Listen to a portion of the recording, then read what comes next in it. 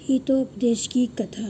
बिना विचारे जो करे सो पीछे पछताए, सहसा विदगीत न क्रियाम। कोई भी काम उतावलेपन में न करो, तभी आपत्तियों से बचाव होगा।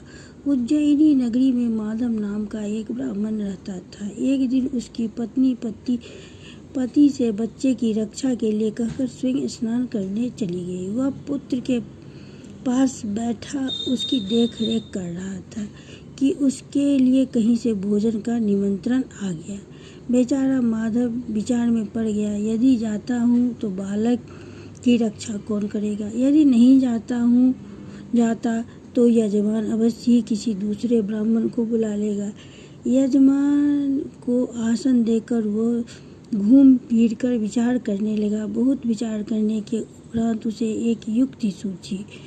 उसने पाले हुए नेवले को बालक को रक्षा के लिए वहीं छोड़ दिया और स्वयं यजमान के साथ भोजन खाने के लिए चला गया।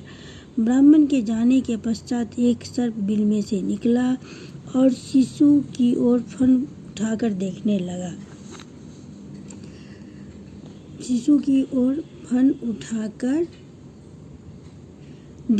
लगा। सर्प को देखते हुए बालक की रक्षा करने के विचार से नेवला सर्प पर झपटा और उसने उसके टुकड़े टुकड़े कर दिए। भोजन के उपरांत ब्राह्मण अपने घर में घुसा। नेवले ने ब्राह्मण का द्वार पर ही स्वागत किया। सर्प का रक्त जब भी नेवले के मुंह पर लगा था, ब्राह्मण को वह दूर से ही दिखाई दे गया।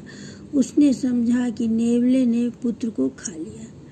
फिर क्या था, उसने हाथ के डंडे से नेवले के प्राण ले लिए। परंतु घर में जाकर जब उसने बच्चे को खेलते हुए और सर्प के टुकड़े देखे तो महान पश्चाताप हुआ। मंत्री बोला, इसलिए मैं कहता हूँ प्रत्येक कार्य विचार कर करना चाहिए। राजा मंत्रिन, यदि तुम्हारा यही विचार है तो संधि कर ले, पर क्या यह संभव है? मंत्री, महाराज आप चिंता न करें। हिरण्यगर्भ और उसका मंत्री दोनों ही योग्य एवं विद्वान हैं। विद्वान लोग पारस्परिक कलह से सदा दूर रहा करते हैं। चित्रवर्ण और उसके मंत्री की बातें हिरण्यगर्भ के दूत ने स्पष्ट रूप से अपने स्वामी को कह सुनाई और कहा, महाराज चित्रवर्ण का मंत्री आपसे संधि करने आ रहा है।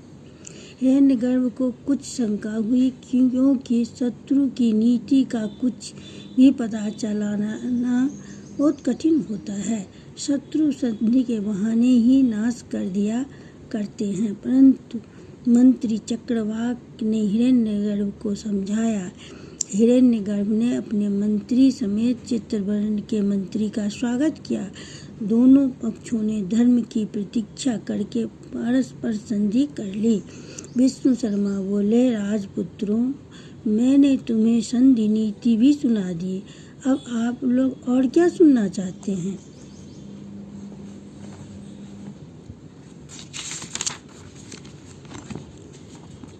राजपुत्र, गुरुदेव, आपकी कृपा से हमें नीति का समुचित ज्ञान हो गया है। अब हमें आप कृपा करके अपना आशीर्वाद दीजिए। विष्णु शर्मा, ऐसा है तो आओ हम लोग कल्याण के लिए अपने आराध्य देव से प्रार्थना करें।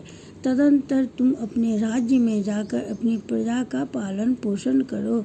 चतुर्थ खंड समाप्त।